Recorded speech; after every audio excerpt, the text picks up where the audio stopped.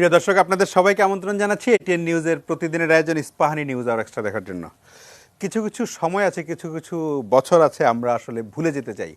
2020 সাল বিশ্বের জন্য আসলে তেমন একটি বছর হিসেবে হয়তো বিবেচিত হবে। প্রায় পুরো বছরটি গিলে খেয়েছে করোনা ভাইরাস। সারা বিশ্বে 17 লাখেরও বেশি, প্রায় 18 লাখ মানুষ মারা গেছে। বাংলাদেশেও 7,000-এর উপরে মানুষ প্রাণ দিয়েছে করোনা ভাইরাস, এবং সেই করোনার দাপট কিন্তু এখনও শেষ হয়নি, বরং ধরন পাল্টে নানাভাবে এখনও বিশ্বের মোটামুটি বিভিন্ন প্রান্তে করোনার বিস্তার ঘটছে। এবং করোনার ধাক্কাতে বাংলাদেশের অর্থনীতিও বড় ধাক্কা লেগেছে। অনেক কিছু অনেক দিন বন্ধ ছিল, শিক্ষা প্রতিষ্ঠান এখনও বন্ধ। আজকেও শিক্ষামন্ত্রী প্রেস কনফারেন্স করে একটা টাইমলাইন জানিয়েছেন এসএসসি এইচএসসি পরীক্ষার ব্যাপারে, কিন্তু তারপরেও খুব মানে অনেক এরকম ধারণা অনেক দিন ধরে করা হচ্ছিল, কিন্তু শেষ পর্যন্ত গিয়ে কি হবে এখন আমরা জানি না। কিন্তু এই 2020-এর যখন বিশ্বের অর্থনীতি যখন মানে ছোট হয়ে গেছে কিছুটা, সেখানে বাংলাদেশ অভাবনীয় কিছু সাফল্যের দেখাও আমরা পেয়েছি। মানে এটা একটু অবিশ্বাস্যই লাগে। যেমন এডিবি বলছে যে বাংলাদেশের মাথাপিছু গড় আয় ভারতকে ছাড়িয়ে যাবে এবার, এবং এই শেষ দিকে এসে আরও কিছু ইউএনডিপির মানব উন্নয়ন সূচকে আমরা 2 ধাপ এগিয়েছি। তারপরে আজকের পত্রিকায় আছে গতকালকে report, centre for economics and business রিসার্চের রিপোর্টে বলা হচ্ছে যে 2035 সালের মধ্যে বাংলাদেশ বিশ্বের 25তম অর্থনীতিতে হিসাবে আবির্ভূত হবে। এবং বছরের শেষ দিকে এসে শেয়ার বাজার নিয়ে অনেক হতাশা হাহুতাশ অনেক কিছু ছিল, কিন্তু বছরের শেষ দিকে এসে আমরা দেখছি শেয়ার বাজারেও উল্লম্ফন। ফলে এই সবগুলো অর্জনে যদি বলি, এগুলো আমাদেরকে অবশ্যই আনন্দিত করে, কিন্তু সেই অর্জনগুলো ধরে রাখা বা কাঙ্ক্ষিত লক্ষ্যে পৌঁছানো, আমরা এখন যেভাবে চলছে সেভাবে চললে 2035 আমরা 25তম অর্থনীতি হব, কিন্তু এইভাবে চালিয়ে নেওয়াটা কিন্তু একটা বড় চ্যালেঞ্জ, সেই কাজটা। তারপর শেয়ার বাজারের এই যে উল্লম্ফন, এখন দেখতে ভাল লাগছে, কিন্তু আমরা মানে ঘর পোড়া গরু সিঁদুরে মেঘ দেখলে ভয় পাই, যেমন তেমন 96 বা 2010-এর ধসের কথা আমরা ভুলে যাইনি। ফলে বড় লাভ দিতে গেলে আবার সামনে বড় গর্ত আছে কিনা সেটাও মাথার মধ্যে আমাদের চিন্তায় আসে। সেই কারণে আমরা এই বছর শেষে নতুন বছরকে সামনে রেখে আমরা নতুন করে শুরু করার জন্য অনেকগুলো পজিটিভ, পদ্মা সেতুর মতো বড় স্থাপনা আমরা নিজেদের অর্থে পদ্মার 2 পারকে সংযুক্ত করে ফেলেছি। তো তেমন একটা সময় আমরা একটু সম্ভাবনার বাংলাদেশের কথাই বলতে চাইব।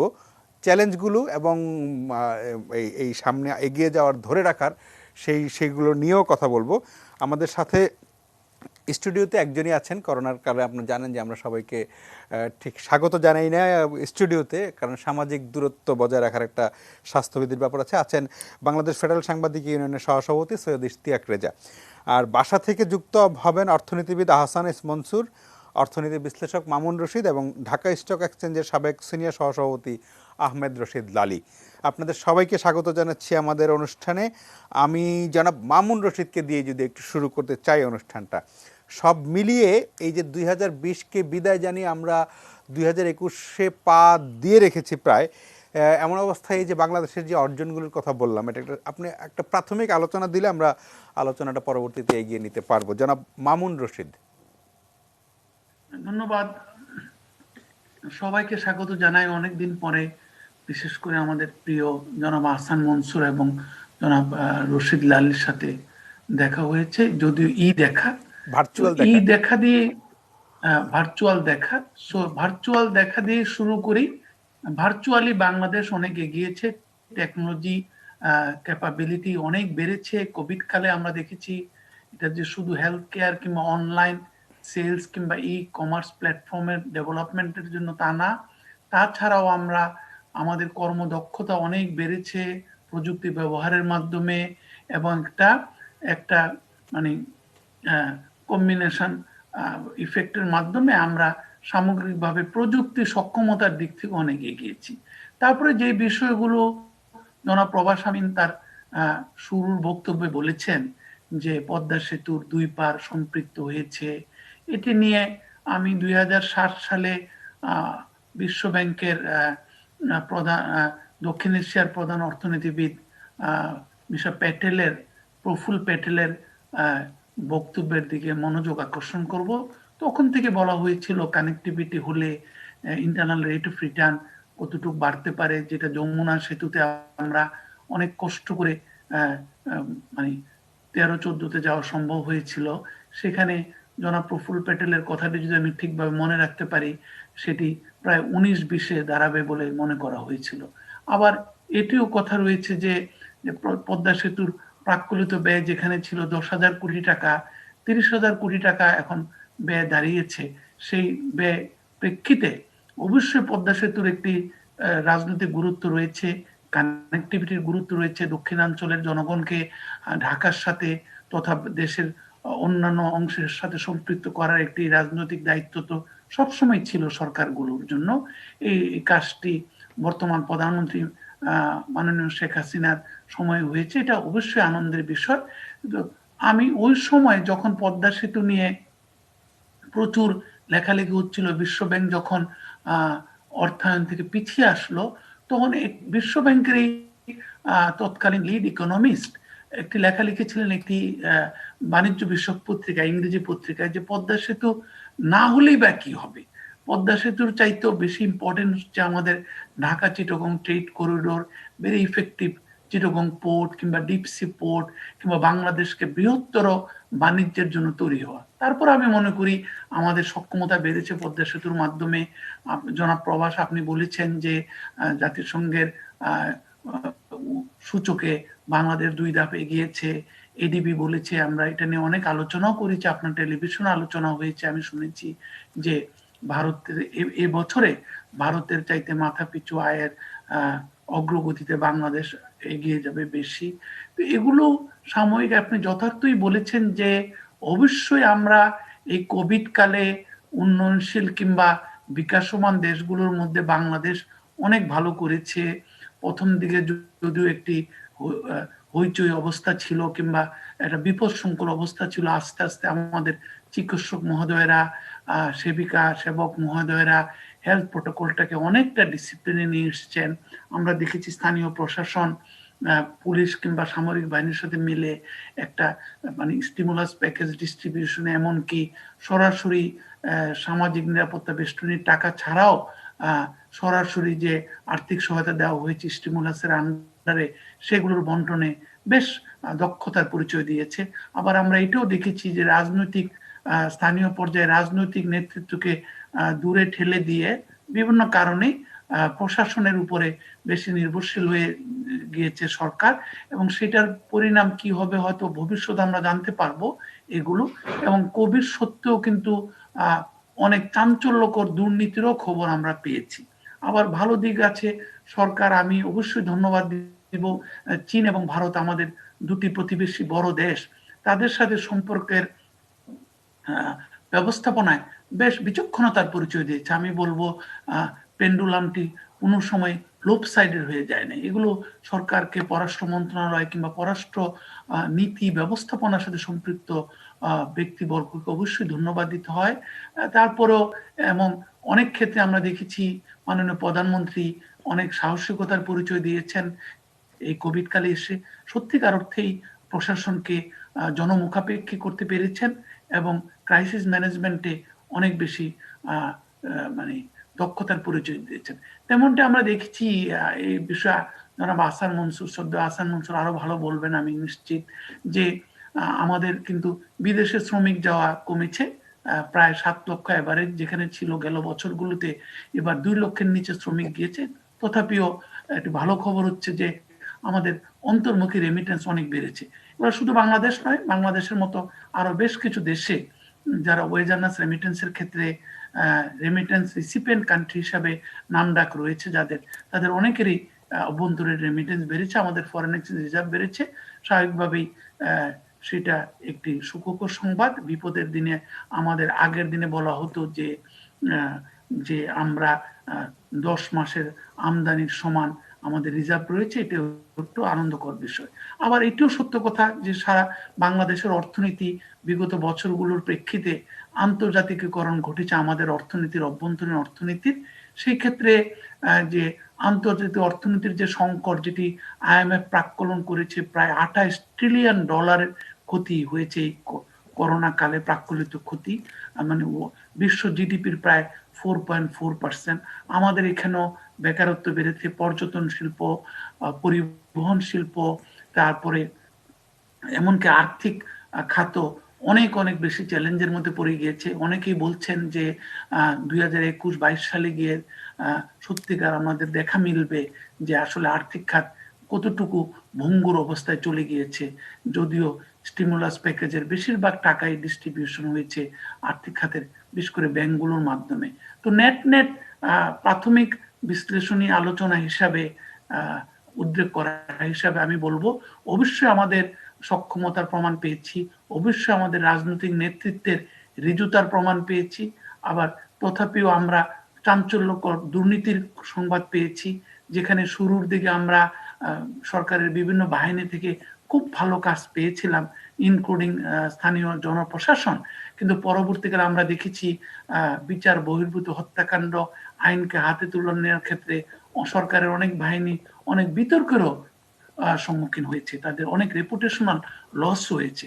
সেগুলোর ক্ষেত্রে লক্ষ্য করে আমরা ভবিষ্যতে যখন আমরা 2021 সাল আমাদের স্বাধীনতার 50 বছর পূর্তি উদযাপন করতে যাচ্ছি, সেক্ষেত্রে আমরা গণতন্ত্রকে, গণতান্ত্রিক মূল্যবোধকে, নারী কিংবা শিশুর বিরুদ্ধে সহিংসতার ক্ষেত্রে আমরা কিভাবে প্রশমন ঘটাতে পারি, আমরা সত্যিকার অর্থে একটা একটা সমৃদ্ধ জাতির চাইতেও একটি সম্মানিত বিকাশমান অর্থনীতির দেশ হতে পারি, সেই ক্ষেত্রে সরকারের প্রতিষ্ঠানগুলোকে, নজরদারি প্রতিষ্ঠানগুলোকে কতটুকু শক্তিশালী করতে পারবো, সামাজিক দায়বদ্ধতার ক্ষেত্রে আমরা কতটুকু এগিয়ে যেতে পারবো, এই প্রশ্নগুলো নিয়েও যখন আমরা আলোচনা, অগ্রগতির কথা জি বলবো আমরা, জি, আমরা এগুলোর ব্যাপারেও আলোচনা করার প্রয়োজন অবশ্যই রয়েছে বলে অবশ্যই আমি আমরা সেগুলো মনে নিয়ে করি। আলোচনা করব। ধন্যবাদ। জনাব আহসানিস মনসুর, মামুন রশিদ একাধিকবার আপনার কথা বলেছেন যে আপনি আরো ভালো বলতে পারবেন।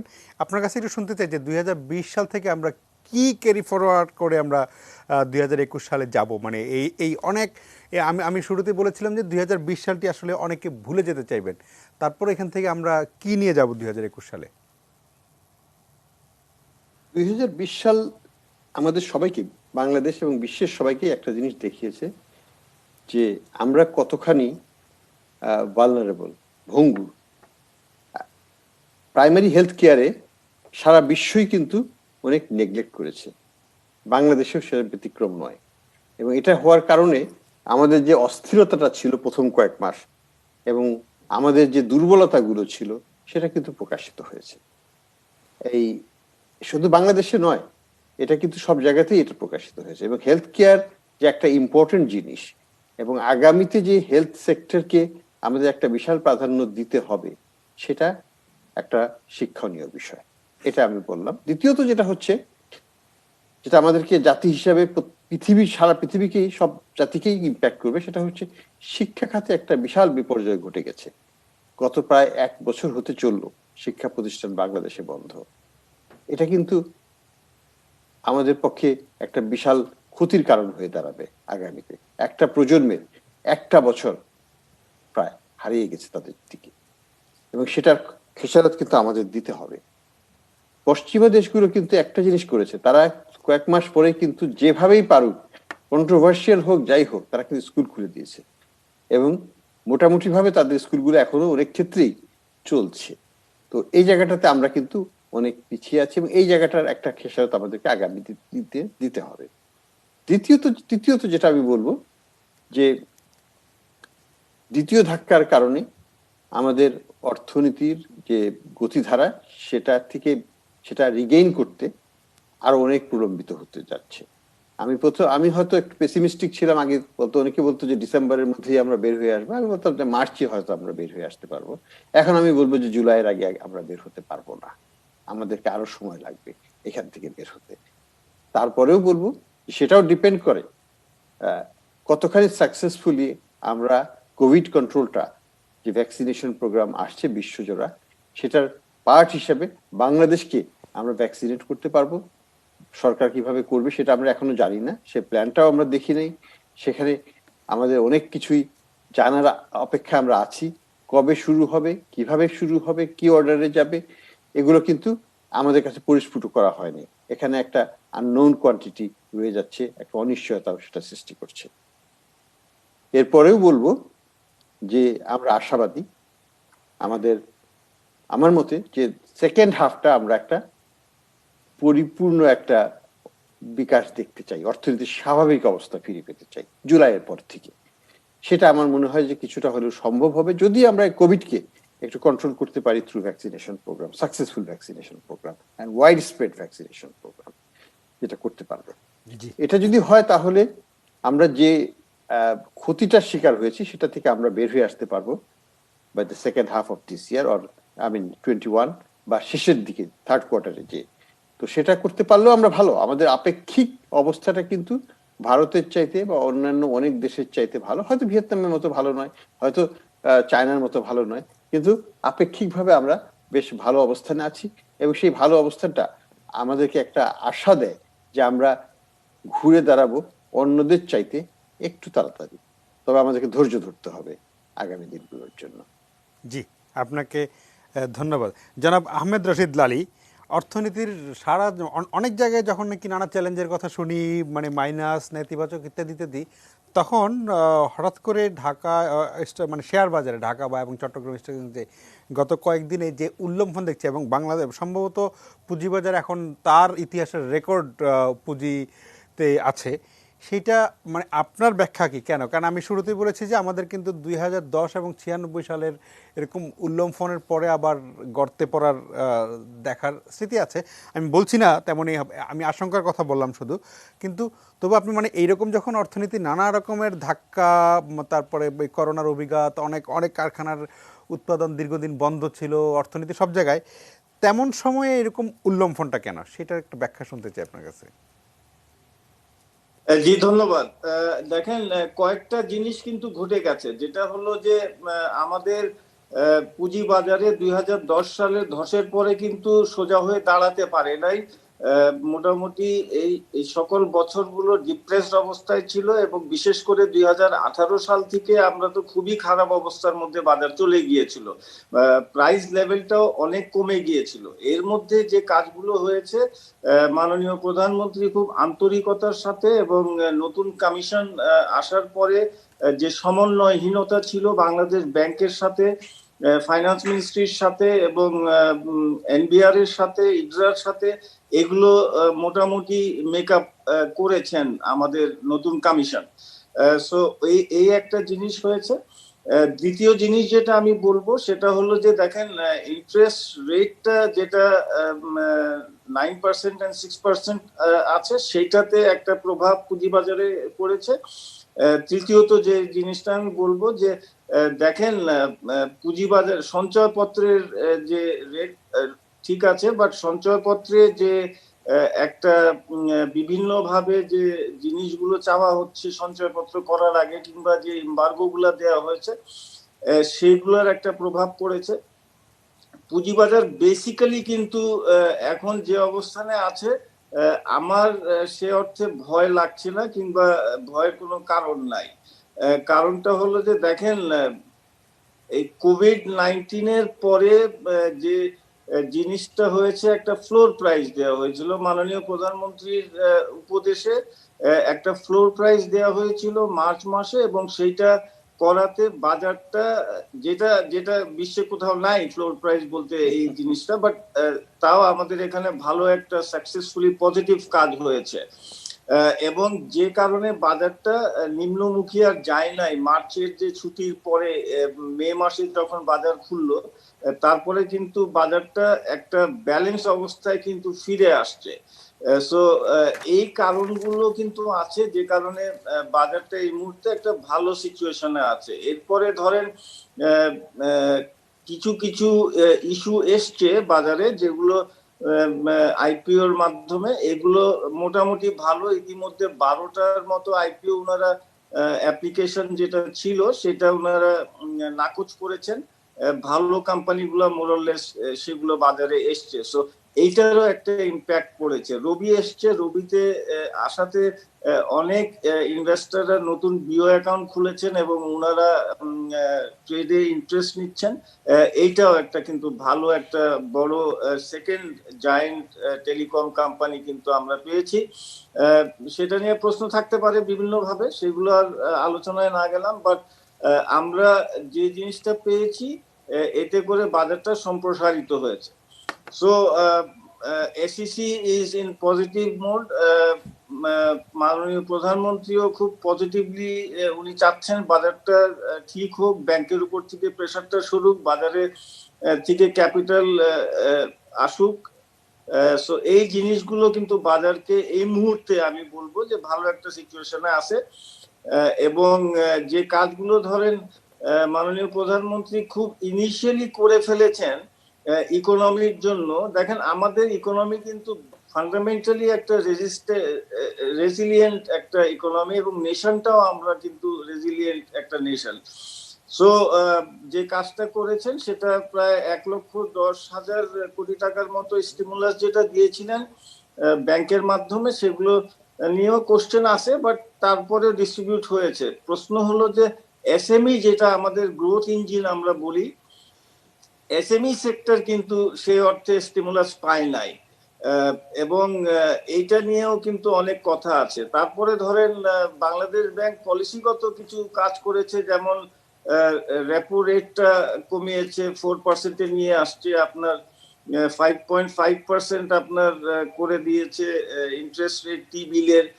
সো এই কাজগুলো কিছু পলিসিগত, বাংলাদেশ ব্যাংকও কিন্তু এখন সহযোগিতার হাত বাড়িয়েছে ইকোনমিতেও এবং পুঁজিবাজারেও। তো এই সকল বিষয় নিয়ে কিন্তু পুঁজিবাজারে একটা পজিটিভ ইম্প্যাক্ট পড়েছে, যে কারণে আজকে পুঁজিবাজার আমরা দেখতে পাচ্ছি যে ঘুরে দাঁড়াবার চেষ্টা করছে। জি জি, জনাব আহমেদ রশিদ আলী, আপনাকে ধন্যবাদ। জনাব ইশতিয়াক রেজা, আপনি যেহেতু আমরা স্টুডিওতে আছি, আপনাকে একটু বসিয়েই রাখলাম, সবার কথা শুনে আসলাম। আসলে আলোচনাটা আপনাকে যে কারণে বিশেষ করে আজকে আমন্ত্রণ জানানো, আমি দেখেছি যে আপনি সূচক নিয়ে একটি লেখা লিখেছেন গত সপ্তাহেই। সেই লেখাটা পড়ার পরে আমার আসলে আজকের শোটার ধারণাটা মাথায় এসেছে, সেই কারণে প্রথমে আপনাকে ফোনটা করেছিলাম। আপনার কাছ থেকে একটু শুনি তো যে আমরা এই তিনজনের বক্তব্যে কিছু চ্যালেঞ্জের কথা অল্প অল্প এসেছে, আমরা দ্বিতীয় ভাগে চ্যালেঞ্জের কথাগুলো আরও বেশি করে আলোচনা করব। আপনার কাছ থেকে শুনি যে আমাদের এই যে সম্ভাবনাটা এবং সক্ষমতা, মানে অনেক সময় তো মানে অনেক কিছু পেলেও নেয়ার মতো সক্ষমতা থাকে না, কিন্তু সেই জায়গাটা আমরা বোধহয় এখন অনেকটা অর্জন করেছি। ধন্যবাদ আপনাকে। এবং আমার গুরুজনরা যা বলেছেন অর্থনীতি খাতের, তার সাথে আমার নতুন যোগ করার কিছু নাই, কিন্তু কিছু অবজারভেশন শুধু আছে।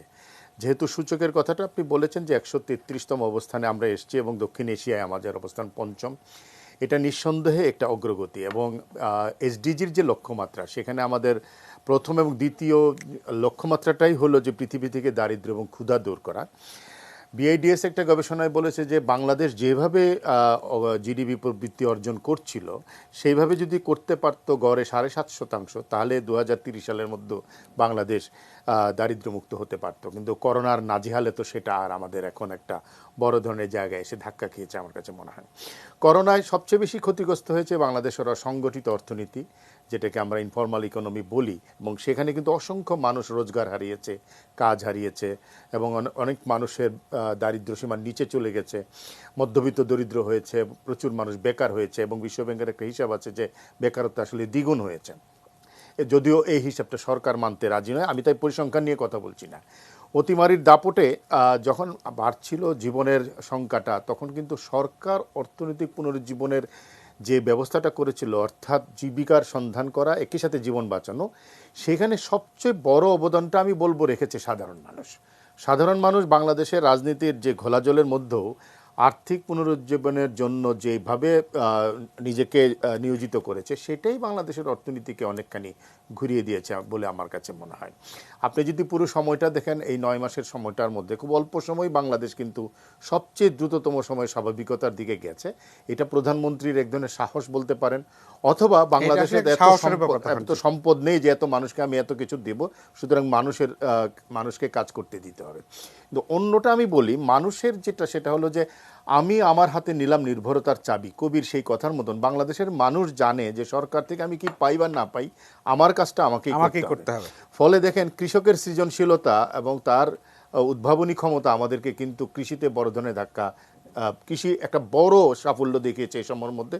যদিও দীর্ঘ সময় বন্যার কারণে আমাদের অনেক অঞ্চল, 31টা জেলা পানির নিচে ছিল, আমফান একটা বড় ধরনের প্রভাব রেখেছিল, কিন্তু তারপরেও অন্যদিকে আমাদের মানুষ যে ছোট চাকরিজীবী ক্ষুদ্র ব্যবসায়ী, সে যে যেখানে পেরেছে আমি বলবো যে সে তার জায়গাটায় কাজ করেছে বলেই পুনরুজ্জীবনটা সম্ভব হয়েছে।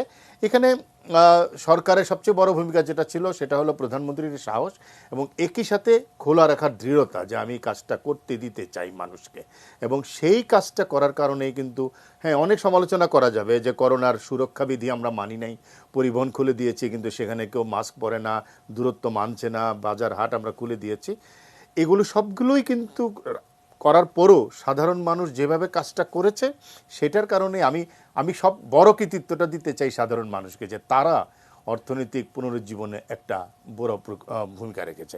টেকনোলজির কথা যদি বলেন, বাংলাদেশ এই সময়ে এই যে আপনি জুমের মাধ্যমে কাজ করছেন, অনেক ধরনের টেকনোলজিক্যাল ইনোভেশন আমরা দেখেছি, যদিও ভারত বা চীনের মতন টেকনোলজিক্যাল ইনোভেশন আমরা এই সময়টা দেখি নাই। ইন্ডিয়াতে যেমন মেডিকেল রিসার্চ কাউন্সিল এমনভাবে আইটি বিশেষজ্ঞদের সাথে কাজ করেছে যে কন্ট্রাক্ট ট্রেসিংটা অনেক সহজ হয়েছে, মানুষের ঘরে খাবার এবং ওষুধ পৌঁছানোটা অনেক বেশি সহজসাধ্য হয়েছে। চীনে তো তার চেয়ে বেশি দ্রুততার সাথে হচ্ছে। আমরা হয়তো এই ধরনের বিষয়গুলো আমাদের দেখতে পাইনি, কিন্তু তারপরও চেষ্টা ছিল আমাদের তরুণদের ভিতরে। আমাদের ভিতরে অনেক জালিয়াতির কথা আমরা দেখেছি স্বাস্থ্য খাতে, কিন্তু আমাদের প্রশাসন, পুলিশ, তারপরে স্বাস্থ্য খাতের মানুষের পাশাপাশি সবচেয়ে বেশি যেটা আমাকে আনন্দিত করেছে বা আমার মনে হয় ইতিবাচক, সেটা হলো তরুণ সমাজ। তারা সুরক্ষাবিধি মেনে অতিমারির চ্যালেঞ্জকে মোকাবেলা করে হাত পাতা মানুষের কাছে কিন্তু খাবার এবং ঔষধ এবং মাস্ক পৌঁছে দিয়েছে, এবং সেটার সংখ্যা কিন্তু সারা দেশে অনেক কিন্তু আমরা প্রতিদিন যে পরিমাণ নিউজ করেছি সাহায্যকারী সংস্থাগুলোর কাজ, সেখানে বড় ভূমিকা কিন্তু ওই তারুণ্যের। সুতরাং এইটা একটা বড় ইতিবাচক জায়গা রয়ে গেছে, কিন্তু চ্যালেঞ্জ তো অনেক আছেই। চ্যালেঞ্জের মধ্যে একটা হলো আমাদের প্রাতিষ্ঠানিক দুর্বলতাটা অনেক বেশি, সরকার দুর্বল, প্রতিষ্ঠান দুর্বল, ফলে দেখা যায় অনেক কাজ কিন্তু শেষ পর্যন্ত যতটুকু সাফল্য দেওয়ার কথা তার চেয়ে কম দিচ্ছে। আমরা অনেক প্রকল্প বাস্তবায়ন করছি, অনেক সময় নিচ্ছি, যত সময়ে যত টাকা খরচ করে প্রকল্প বাস্তবায়ন করছি, শেষ পর্যন্ত সেটা কতটা আমাকে রিটার্ন দিচ্ছে সেই রিটার্নের হিসাবটা আমরা কিন্তু কখনো সেইভাবে পাই না। আমাদের মধ্যে সেই ক্যালকুলেশনের দুর্বলতা আছে। আরেকটা হলো আমাদের এখানে এই যে প্রবাসী যোদ্ধারা, তারা কিন্তু তাদের সর্বস্ব দিয়ে, রেমিটেন্সটা দিয়ে একদম কঠিন সময়টাতে ইকোনমিকে কিন্তু একটা বড় ধরনের সাপোর্ট দিয়েছে, এবং তারা কিন্তু নিজেরা কাজ হারিয়েছে, তাদের অনেক ধরনের চ্যালেঞ্জ গেছে। কিন্তু তারপরও অন্য একটা জায়গা তো আমার মনে হয় হাসান মনসুর বলেছেনই, শিক্ষা খাতের পুনরুজ্জীবন কি করে সম্ভব হবে সেটা যদি না হয়, ইতিমধ্যে কিন্তু একটা ইন্ডেক্স তো আপনি দেখেছেন, নলেজ ইন্ডেক্সে আমরা কিন্তু পড়ে গেছি এবং দক্ষিণ এশিয়ায় সর্বনিম্ন। এইবার শিক্ষা খাতের এই বিপর্যয়ের পরে আমরা কোন জায়গায় যাব, এর একটা বড় দুর্বলতা আমার কাছে মনে হয় যে আমাদের একটা বড় ভাবনার জায়গা রয়ে গেছে। আমাদের আরো একটা বড় চ্যালেঞ্জ, আমি চ্যালেঞ্জ করতে আপনি পরে আলোচনা করতে চেয়েছিলেন, একটু প্রাথমিক শুনে নেই, পরে আমরা একটা বড় চ্যালেঞ্জের জন্য আমাদের কারেন্ট এক্সপেন্ডিচার সাংঘাতিকভাবে বেড়ে গেছে। অর্থাৎ সরকারি কর্মকর্তা কর্মচারীদের পিছনে বেতন ভাতা ইত্যাদির ব্যয় যে হারে বেড়েছে, সেইটা কিন্তু রেভিনিউর উপরে বড় ধরনের চাপ সৃষ্টি করছে এবং গভর্নমেন্ট স্ট্রাকচারটা অনেক বড় হয়ে গেছে। আমরা বহুদিন বিশ্বব্যাংক বলেন, অন্যান্য দাতা সংস্থা বলেন, সরকার নিজে রিফর্মের সময় বিল করছিল যে রাইট সাইজিং দ্য গভর্নমেন্ট, সরকারের আকার ঠিক করা। এখন মনে হচ্ছে যে সরকারের আকারটা অনেক বেশি ম্যামথ হয়ে দাঁড়িয়েছে। এইটাকে যদি বগলের মধ্যে আনা না যায়, কন্ট্রোলের নিয়ন্ত্রণের মধ্যে আনা না যায়, তাহলে আপনি কিন্তু এক্সপেন্ডিচার যে হারে বাড়ছে, আপনার আয় সেভাবে হচ্ছে না, এবং সুশাসনের জায়গাটার বড় জায়গাটা হলো আর্থিক খাত, ব্যাংক এবং ফিনান্সিয়াল সেক্টরে।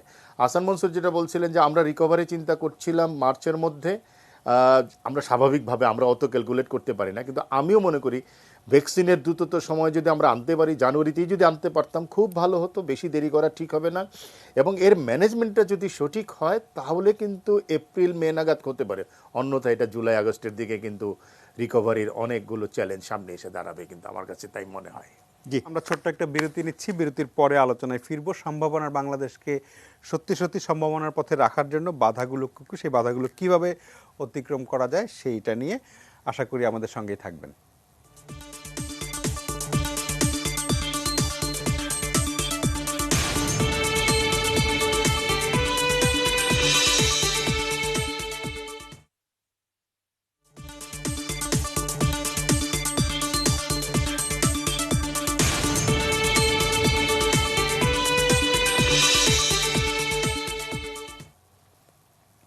প্রিয় দর্শক, ফিরে এলাম আলোচনায়। আমরা কথা বলছিলাম এই করোনা কালেও বাংলাদেশের অনেকগুলো অর্জন নিয়ে, যেগুলো আসলে ঠিক বাংলাদেশের নিজেদের দাবি করা না, এগুলো বিশ্বের প্রতিষ্ঠিত বিভিন্ন জাতিসংঘ বা এরকম এডিবি তারাই আমাদের কিছু কিছু অর্জনের কথা বলেছে, যেটা সত্যি সত্যি বাংলাদেশের সক্ষমতার প্রমাণ দেয়। কিন্তু তারপরও এই সক্ষমতার পরেও আমাদের আসলে অনেকগুলো চ্যালেঞ্জ, সুশাসনের অভাব, দুর্নীতি, পাচার, অনেক রকমের প্রশ্ন কিন্তু আমরা এর মধ্যে পাই।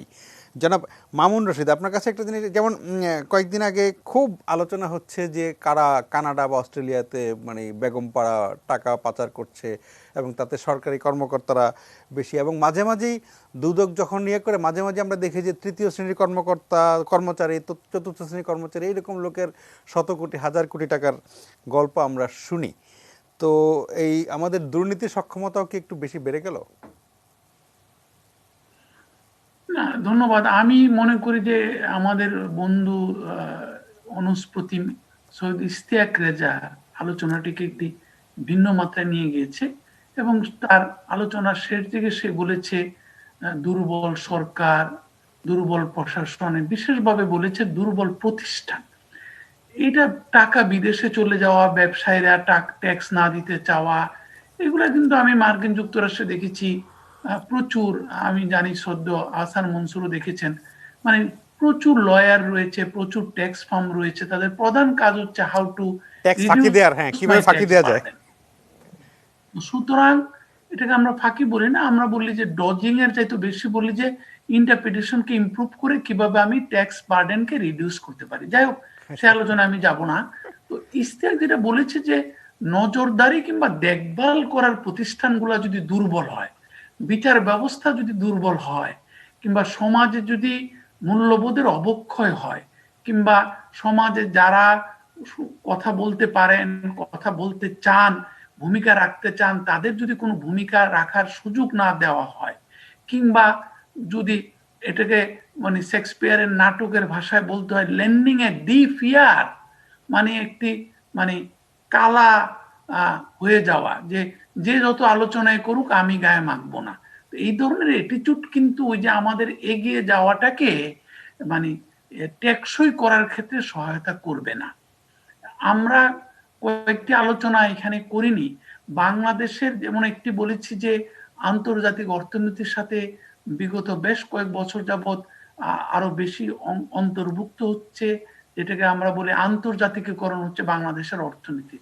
আরেকটি বিষয় সত্য হচ্ছে যে বাংলাদেশে মাইক্রো ক্রেডিট অর্গানাইজেশন, তারপর এনজিওদের অ্যাক্টিভিটির ফলে যে গ্রামীণ যে অর্থনীতি কিছুটা হলেও ইমিউন এই সমস্ত ক্রাইসিস থেকে। আমরা অনেক প্রতিষ্ঠানকে দেখেছি তার কর্মচারীদেরকে একটু কিছুটা বেতন কমিয়ে বলেছে তোমরা 3-4 মাস, 5 মাস, 6 মাস গ্রামে যেয়ে থাকো। এবং আপনি নিজেও দেখেছেন অনেক লোক কিন্তু মানে কিছু দিনের জন্য গ্রামে চলে গিয়েছিল, কারণ গ্রামে অন্তত তার একটা বসত ভিটা আছে, কয়েকটা গাছপালা আছে, থাকতে পারবে, কিছুটা শাক সবজি, কিছুটা ধান চাল এদিক সেদিক থেকে চেয়ে আনলো, খেতে পারবে। এই কারণে আমরা দেখেছি যখন রেমিটেন্স নিয়ে আমরা কাজ করছিলাম, রেমিটেন্স বাড়ছে। একটু তো বলেছি যে একটা বিকাশমান অর্থনীতিগুলোর একটা ট্রেন্ড, যে লোকগুলা সবকিছু টাকা পয়সা যা সঞ্চয় ছিল পাত্তারি গুটিয়ে দেশে চলে এসছে। আরেকটি কারণ হচ্ছে গ্রামের আত্মীয় স্বজনকে টাকা পাঠানো, বন্ধু বান্ধবকে টাকা পাঠানো, যাতে করে আমাদের রেমিটেন্সটা বেড়েছে। আরেকটি বিষয় যেটা হচ্ছে যে আমাদের যেটা বলা হচ্ছে নারী এবং শিশুর বিরুদ্ধে সহিংসতা নিয়ে আমাদের অনেক নারী নেত্রীরা, অনেক সমাজের প্রাগ্রসর চিন্তা শক্তি সম্পন্ন ব্যক্তিবর্গ তারা বক্তব্য রেখেছেন যে বিচার না হওয়ার যে একটা সংস্কৃতি আমরা গড়ে তুলেছি অনেক বছর যাবত। তারপরে আমরা আমরা কিছু দিনের মধ্যে স্বাধীনতার 50 বছর পূর্তি উদযাপন করব, যেখানে আমরা শ্রদ্ধা ভরে স্মরণ করব জাতির শ্রেষ্ঠ সন্তান সকল মুক্তিযোদ্ধাদেরকে, মুক্তিযুদ্ধের কমান্ডারদেরকে, আমাদের স্বাধীনতার স্থপতি বঙ্গবন্ধু শেখ মুজিবুর রহমানকে। সেই সাথে আমরা স্মরণ করব অবশ্যই কি উদ্দেশ্য নিয়ে, কি আকাঙ্ক্ষা নিয়ে আমাদের সেই সেই সাহসী যোদ্ধারা যুদ্ধ করেছিল। একটি গণতান্ত্রিক পরিবেশ, একটি গণতান্ত্রিক মূল্যবোধ সম্পন্ন সমাজ ব্যবস্থা, এমনকি স্মুথ কিংবা কিংবা মানে সুন্দর সম্মানজনক ক্ষমতার পালাবদল তথা একটি সত্যিকার অর্থে জবাবদিহিমূলক নির্বাচনী প্রতিষ্ঠান, নির্বাচনী দেখভাল করার প্রতিষ্ঠান, সেই ক্ষেত্রে আমি অবশ্যই বলবো শুধু টাকা পাচার নয়, সামগ্রিকভাবে সুশাসনের সাথে জড়িত, জবাবদিহিতার সাথে জড়িত, এটা টাকা পাচার করা বলুন, ঋণ নিয়ে টাকা ফেরত না দেওয়া বলুন, কিংবা গ্রামে হঠাৎ করে একজনের মাথায় একটা বাড়ি মারা বলুন। এই জাস্ট দুদিন আগে একটি জাতীয় দৈনিকই ঢাকা বিশ্ববিদ্যালয়ের একজন অধ্যাপিকার লেখা ছাপা হয়েছে। উনি স্টাডি করার জন্য উত্তরবঙ্গের কয়েকটি জেলায় গিয়েছিলেন, উপজেলায় গিয়েছিলেন। মানুষ কেমন জানি ভয়ে আছে। ওনার লেখাটির শিরোনাম করেছেন উনি, মানুষের মধ্যে এত ভয় কেন। সেখানে উনি সাধারণ লোকজনের ইন্টারভিউ নিয়েছেন। তারা তারা মনে করে যে সরকারি দলের নৈকট্য লাভে সমর্থ না হলে বিচার পাবে না, কিংবা বেশি সমালোচনা করলে পরিণাম ভালো হবে না, কিংবা এগুলো চলতেই থাকবে। আমরা যেমন মেনেই নিয়েছি যেগুলো চলতেই থাকবে, অবিচার, অনাচার, একজনের টাকা আরেকজন নিয়ে নেওয়া, ব্যাংকের টাকা নিয়ে ফেরত না দেওয়া, টাকা সকালবেলা টাকা ব্যাংক থেকে ঋণ নিয়ে বিকালবেলা ক্যাপিটাল মার্কেট ইনভেস্ট করে ফেলা, ক্যাপিটাল মার্কেটের আবার গেইন করে সেই টাকাটা পরের সপ্তাহে বিদেশে পাচার করে দেওয়া। এগুলা কিন্তু সামগ্রিকভাবে আমি নিশ্চিত যে আমাদের এখানে শ্রদ্ধাভাজন ব্যক্তিরা রয়েছেন, তারা আরো ভালো বলতে পারবেন। অনেক দেশে কাজ করেছেন শ্রদ্ধা আহসান মনসুর, এবং এমনকি আমাদের লালি ভাই, আমাদের প্রিয় লালি ভাই, আমাদের পরিবারের একটি বৃহত্তর পরিবারের একজন অংশ মনে করি ওনাকে আমি, অন্তত যে উনি দেখেছেন অনেক ব্যবসায়ীদেরকে। এই যে কেন আমরা ক্যাপিটাল মার্কেটে বারবার আশঙ্কা করছি, বাড়লে আশাবাদী হতে পারছি না, মনে করছি যে আরো একটি গর্তের মধ্যে পড়ে যাব কিনা, এবার কি গর্তটি আরো বেশি গভীর হবে কিনা, খাদের কিনারায় যে আমরা ফেরত আসতে পারবো কিনা। কারণ কি, আমরা বিনিয়োগকারীদেরকে শিক্ষিত করছি না, দীক্ষিত করছি না। আমরা এখনো ক্যাপিটাল মার্কেট কিছু সংখ্যক লোকের আশা নিরাশার দোলাচলের মধ্যে ঘুরে, এবং সেই ক্ষেত্রে সামগ্রিকভাবে রাজনীতি থেকে দূরে সরিয়ে এনে পেশাজীবীদের বিকাশের মাধ্যমে, পেশাজীবীদেরকে আরো ভূমিকা পালন করার মাধ্যমে, বাংলাদেশে একদিকে আমরা বলছি ডিজিটাল বাংলাদেশ, বাংলাদেশের অনেক তরুণ উদ্যোক্তা বেরিয়েছে, অথচ বাংলাদেশের নীতি, পরিবেশ ক্ষেত্রে, সিদ্ধান্তের ক্ষেত্রে, সংস্কারের ক্ষেত্রে, সরকারের প্রতিষ্ঠান চালানোর ক্ষেত্রে ওই সমস্ত ডিজিটাল বাংলাদেশিদের কোনো আনাগোনা কিন্তু আমরা দেখতে পাই না। তাদের আনাগোনা দেখতে পাই তাদের নিজেদের স্টার্ট আপ, কিংবা তারা হয়তো নিজেরা বিদেশে পড়েছেন বলে অ্যালামনাইয়ের মাধ্যমে বিদেশ থেকে হয়তো ক্যাপিটাল রেজিং করছেন, মানে প্রাইভেট ইকুইটি ফার্ম থেকে টাকা নিচ্ছেন, কিংবা তারা আসছে। কিন্তু দেশীয়, এখন যদি স্বাধীনতার 50 বছর পরে বলি আমরা যে গ্লোবাল কর্পোরেট আর লোকাল কর্পোরেট, যারা নাকি যে কোনো উন্নয়নশীল দেশে কিংবা বিকাশমান দেশে কিংবা সম্মানজনক দেশে আপনি দেখবেন স্থানীয় উদ্যোক্তা শ্রেণী, তারাই কিন্তু অর্থনীতির আলোকবর্তিকা। এখনো কিন্তু স্বাধীনতার 50 বছর পরেও আপনি যদি আমাকে বলেন আমার কোনো খেদুক্তি রয়েছে কিনা, আমি যেহেতু আমার জীবনের প্রায় সবকটি বছর, পেশাজীবী জীবনের সবকটি বছর আন্তর্জাতিক প্রতিষ্ঠানে কাজ করেছি, কিন্তু আমি জানি বাংলাদেশ যদি এই 50 বছরে যতটুকু এগিয়েছে ততটুকু এগুতো না যদি বাংলাদেশের প্রাইভেট সেক্টরের বিকাশ না হতো, যদি বাংলাদেশের ব্যক্তিগতের উদ্যোক্তা শ্রেণীর বিকাশ না হতো, বাংলাদেশে যদি এরকম উদ্যমী জনগণ না থাকতো, গ্রামাঞ্চলে উদ্যমী উদ্যোগী মহিলা উদ্যোক্তা না থাকতেন। তো কিন্তু তারপর আমরা দেখছি গভর্নেন্স প্র্যাকটিসে, জবাবদিহিতার ক্ষেত্রে, স্বচ্ছতার ক্ষেত্রে আন্তর্জাতিক কর্পোরেটের সাথে এখনো লোকাল কর্পোরেটদের অনেক পার্থক্য। লোকাল কর্পোরেটদের ডিপ ইনটু দেয়ার হার্টস দে স্টিল বিলিভ যে সরকারের সাথে যদি নৈকট্য না থাকে, আমি যতই পেশাজীবীদেরকে দিয়ে প্রতিষ্ঠান চালাই না কেন, আমরা যতই পেশাজীবী ভাবে, পেশাগত দক্ষতার মাধ্যমে প্রতিষ্ঠান চালাই না কেন, এক জায়গায় যেয়ে আটকে যেতে হবে।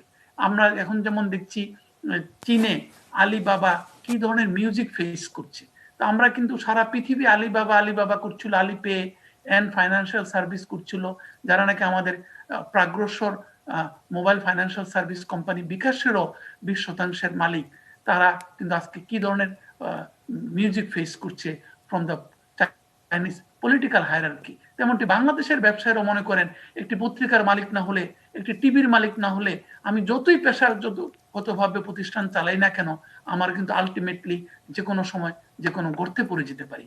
এই ধরনের নাজুক পরিস্থিতি থেকে যদি আমরা মুক্তি না পাই, আমরা যতই মানে সাময়িক উন্নয়ন ঘটায় না কেন, আমাদের প্রতিষ্ঠানগুলোকে যদি শক্তিশালী না করতে পারি, সাধারণ জনগণ যদি বিচারালয়গুলোকে বিশ্বাস না করতে পারে, সাধারণ জনগণ যদি তার রাজনৈতিক নেতৃত্বকে বিশ্বাস না করতে পারে, সাধারণ জনগণ যদি স্থানীয় প্রশাসনের কাছে বিচার না পায়, তাহলে কিন্তু আমরা আমাদের ৭১-এর সেই অর্জিত স্বাধীনতা লক্ষ্যপ্রাণের বিনিময় কিংবা ৫০ বছরের যে অর্থনৈতিক প্রবৃদ্ধি, সেগুলাকে আমরা টেকসই, লাকসই এবং সুদূর প্রসারী করতে পারবো না।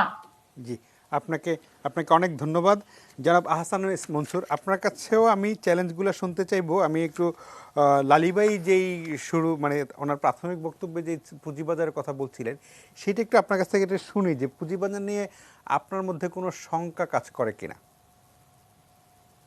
দেখুন, পুঁজিবাজার আমার মতে বর্তমানে যে ভ্যালুয়েশন আছে সেটা মোটামুটি ভাবে ফেয়ারলি প্রাইসড, কিন্তু যেটা শঙ্কা হচ্ছে সেখানে সেটা একটা জায়গায়, সেটা হচ্ছে যে এখন কিন্তু বাজারে প্রচুর তারল্য আছে। এখন কিন্তু অল্টারনেট ইনভেস্টমেন্ট অপরচুনিটিস অনেক কমে গেছে জনগণের কাছে। ফলে এই তারল্যটা যদি পুঁজিবাজারের দিকে যেতে থাকে বড়ভাবে, এটা কিন্তু একটা আনস্টেবল এনভায়রনমেন্ট ক্রিয়েট করবে। এই তারল্যর দুটো দিক আছে। একটা যে এটা হচ্ছে ইনফ্লেশনারি প্রেশারও ক্রিয়েট করতে পারে, এখনো করে নাই।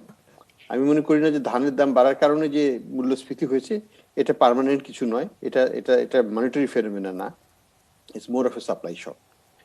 কিন্তু আগামীতে যদি আমাদের এই তারল্য প্রবাহ এইভাবে থাকে, লক্ষ লক্ষ কোটি টাকা ব্যাংকে অলসভাবে যদি পড়ে থাকে এবং ইন্টারেস্ট রেট যদি ইনফ্লেশনের চাইতে অনেক কম হয়, যেটা বর্তমানের পরিস্থিতি, তাহলে কিন্তু স্টক মার্কেটে আরেকটা বাবল সৃষ্টি হওয়ার জন্য একটা বিশাল একটা পরিবেশ সৃষ্টি হয়ে যাবে। এই দিকটাতে আমি বলবো বাংলাদেশ ব্যাংক এবং সিকিউরিটি এক্সচেঞ্জ কমিশন দুপক্ষকেই মনোযোগটা দিতে হবে, এটা একটা জিনিস। দ্বিতীয়ত যেটা হচ্ছে, আমি মনে করি যে এখনকার যে স্টক মার্কেটের যারা পরিচালকবৃন্দ আছেন তারা খুব ভালোভাবেই মোটামুটি এখন পর্যন্ত চালাচ্ছেন। এই ধারাবাহিকতাটা রাখতে হবে। এই ধারাবাহিকতাটার সাথে যে জিনিসটা প্রয়োজন একটু কঠোর হওয়া কেন, এই জন্য আমি বলবো যে সার্ভেলেন্সের ব্যাপারে অনেক কঠোর হতে হবে। এখনো আমরা দেখছি যে অনেক যেটা ছোট ছোট প্রতিষ্ঠান যেগুলো হয়তো অস্তিত্বও নাই, সেগুলোর শেয়ারগুলো উঠানামা করছে। আমরা দেখছি যে ইন্স্যুরেন্স কোম্পানি, যে সেক্টরটা হচ্ছে বাংলাদেশের ফাইন্যান্সিয়াল সেক্টরের মধ্যে সবচেয়ে উইকেস্ট পার্ট এবং যেখানে নিয়মতান্ত্রিকতা বলে কিছু নাই, আসলে খুবই কম, হার্ডলি, সেই স্টকগুলো 40, 50, 100% করে বেড়ে গেছে। মানে ফান্ডামেন্টাল সেখানে কিন্তু কাজ করছে না। যখনই ফান্ডামেন্টালের বাইরে কোনো সেক্টর চলে যায় বা ওভারঅল মার্কেট চলে যায়, তখনই কিন্তু বিশাল সমস্যার সৃষ্টি হয়, বাবলস গুলো সৃষ্টি হয় এবং অবশ্যম্ভাবীভাবে বাবলস হলে পরে এটা বাস্ট করবে। তো সেই জন্য আমি বলবো না যে এখনই আমাকে ফায়ার অ্যালার্ম বাজাতে হবে, কিন্তু আমি বলবো আমাকে হলুদ বাতি জ্বালিয়ে আমাকে একটু ধীরে সুস্থে যেতে হবে, সামনের দিকে দুদিকে চোখ রেখে যেতে হবে, যাতে আবার আমরা একটা বিশাল গর্তের মধ্যে পড়ে না যাই। এমনিতে সামগ্রিক অর্থনীতিতে, জি জনাব আহসান মনসুর, এমনিতে সামগ্রিক অর্থনীতিতে সুশাসনের ঘাটতি নিয়ে অনেক কথা হয়। যেই সর্বশেষ যে রিপোর্টটি নিয়ে আমরা কথা বলছিলাম যে 2035 সালের মধ্যে বাংলাদেশ 25তম অর্থনীতি হতে পারে বিশ্বের, যদি সবকিছু ঠিকঠাক মতো চলে। এই ঠিকঠাক মতো চলাটা কি আসলে, মানে কি করলে আমরা এই লাইনে? দেখুন, আমাদের অর্থনীতি আমি বলবো যে আপেক্ষিকভাবে ভালো করেছে, কিন্তু ইস্ট এশিয়ার তুলনায় কিন্তু আমরা সেভাবে ভালো করি নাই। আমরা যদি গত 50 বছরকে দেখি বা 40 বছরকে দেখি, এটা দেখতে হবে, লং টার্মের ইস্যু দেখতে হবে কনটেক্সটে। ভিয়েতনাম আমাদের চাইতে পিছিয়ে ছিল, তারা কিন্তু আমাদের চাইতে অনেক এগিয়ে গেছে। তাদের এক্সপোর্ট হচ্ছে এখন 280 বিলিয়ন, আমাদের হচ্ছে 40-45 এর মধ্যে ঘোরাঘুরি করছি আমরা। তো এগুলো তো লক্ষণীয় বিষয়। আমরা অবশ্যই আরো ভালো করতে চাই, আমরা অবশ্যই আরো ভালো করতে পারি, কিন্তু সেই জন্য কি দরকার? সেই জন্য দরকার হচ্ছে সত্যিকার যে ইস্যুগুলো মামুন সুন্দরভাবে বলেছে, যে overall governance, overall institution, overall আমাদের সামাজিক মূল্যবোধ, এই জিনিসগুলোকে কিন্তু আমাদের এখানে নিয়ে আসতে হবে। আমাদের আগামী প্রজন্মকে বাংলাদেশে ফেরত আনতে হবে। আগামী প্রজন্মের ছেলেরা মেয়েরা যদি বিদেশের থেকে যায়, বাংলাদেশে আসতে উৎসাহিত বোধ না করে এবং তাদের বাবা মায়েরা যদি তাদের বাড়িঘর বিক্রি করে সে সম্পদও বিদেশে নিয়ে যায়, এটা একটা সাধারণ টেন্ডেন্সি, কমন টেন্ডেন্সি আমাদের বাংলাদেশে, তাহলে কিন্তু বাংলাদেশ খুব বেশি দূর যেতে পারবে না। আমাদের এটা মনে রাখতে হবে। আমি বলবো যে আমাদের চ্যালেঞ্জগুলোর মধ্যে অনেকগুলো চ্যালেঞ্জ আছে। একটা চ্যালেঞ্জ হচ্ছে যে আমরা সম্পদ আহরণ করতে পারছি না, সেটার মধ্যেও কিন্তু পলিটিক্যাল ইকোনমি কাজ করছে। আমরা কিন্তু সম্পদশালীদেরকে ট্যাক্স করছি না, আমরা ট্যাক্স করছি সাধারণ মানুষকে। আমরা আমাদের আমাদের ট্যাক্স সিস্টেম যেভাবে প্রোগ্রেসিভ হওয়ার কথা ছিল, এফেক্টিভলি, নট কাগজে কলমে না, কাগজে কলমে ইটস প্রোগ্রেসিভ, কিন্তু আসলে কতখানি ট্যাক্স দিচ্ছে সেটা যদি আমরা বিশ্লেষণ করি, আমরা দেখতে পারি যে সম্পদ আহরণ হচ্ছে বেআইনি ভাবে, এটা একটা ট্যাক্স নেটের বাইরেই থেকে যাচ্ছে, এটাকে আমরা কর করতে পারছি না। ফলে আমরা সামাজিকভাবে, অর্থনৈতিকভাবে একটা আনইকুয়াল সোসাইটিও সৃষ্টি করতেছি, এবং সেটার একটা পরিণতি কিন্তু আমরা আগামীতে দেখতে পারবো। সেটা বিষয়ে সতর্ক হতে হবে। আমি আবারও বলবো যে আমাদের ওভারঅল গভর্নমেন্ট যে ম্যানেজমেন্টটা, সেখানে ব্যাপক দুর্নীতি আছে, সেখানে ব্যাপকভাবে আমার শিক্ষা ক্ষেত্রেও যদি আমরা দেখি, যে টাকাটা ব্যয় করা হচ্ছে কম, সেটা আমি স্বীকার করি, আরো বাড়ানো দরকার। যেটুকু ব্যয় করা হচ্ছে সেটাও কিন্তু সরাসরি ভাবে কাজে আসছে না। স্বাস্থ্য ক্ষেত্রে একই কথা, সরকার প্রচুর ওষুধ কিনে দেয়, কিন্তু সেই ওষুধগুলো আবার বাজারে চলে যায়, আবার সেটা বাজার থেকে কিনে আনতে হয় গরিব সাধারণ মানুষকে। তো এই এবং গুণগত মান নিয়ে প্রশ্ন আছে। কাজে এই জায়গাগুলোতে যদি আমরা সরকারকে যদি জনমুখী সেবা দেওয়ার জন্য উদ্বুদ্ধ না করতে পারি, সরকার যদি সরকারের জন্য থাকে, সরকারের কর্মকর্তারা যদি সেলফ সার্ভিং হয়, জনমুখী না হয়, তাহলে কিন্তু একটা দেশ বেশি দূর যেতে পারবে না। আপনি যেটা বলছিলেন যে 35তম স্থান, 35তম স্থান না, 35 সালে 25তম স্থান। জি, আচ্ছা 25তম, আমি যে স্থানেই বলুন, যেটা একটা উন্নত স্থানে যেতে শুধুমাত্র একটা জিনিস বলুন, টাকা দিয়ে কিন্তু হয় না। মধ্যপ্রাচ্যের দেশগুলো টাকা দিয়ে অনেক ধনী, কিন্তু তাদের সামাজিক মূল্যবোধ বলতে নাই, তাদের গণতন্ত্র বলতে নাই, তাদেরকে কিন্তু উন্নত দেশ হিসাবে কোনোদিনও উন্নত বিশ্ব তাদেরকে অ্যাকসেপ্ট করবে না। তারা কিন্তু এক ধরনের যেটাকে বলা হয় অচ্ছুত। তো এই শুধুমাত্র আর্থিক দণ্ড দিয়ে কিন্তু, মানদণ্ড দিয়ে কিন্তু একটা সমাজকে যাচাই করা যাবে না।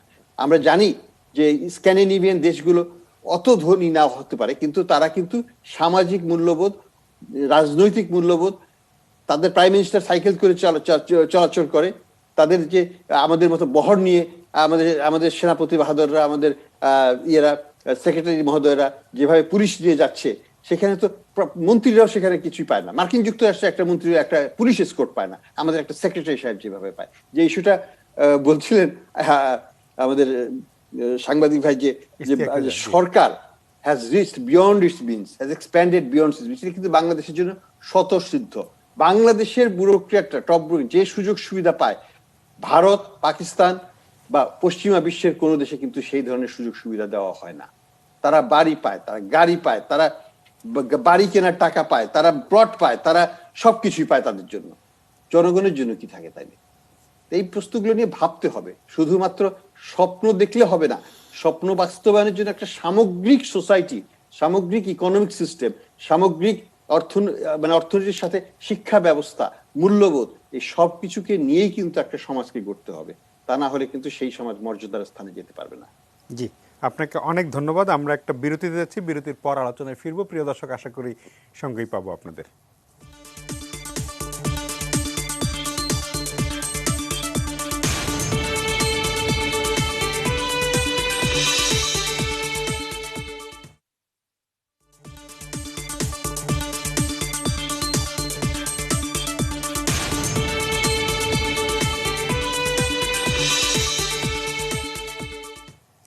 প্রিয় দর্শক, ফিরে এলাম আলোচনায়। কথা বলছিলাম বাংলাদেশের সম্ভাবনা যেই জায়গাগুলো, সেই জায়গাগুলো নিয়ে, এবং তাতে কিছু চ্যালেঞ্জ আছে, কিছু সমস্যা আছে, সেইগুলো মিটিয়েই বাংলাদেশকে সমৃদ্ধির পথে এগিয়ে যেতে হবে। আমাদের এই স্বাধীনতার 50 বছরে পা দিতে যাচ্ছে আর 2 দিন পরে।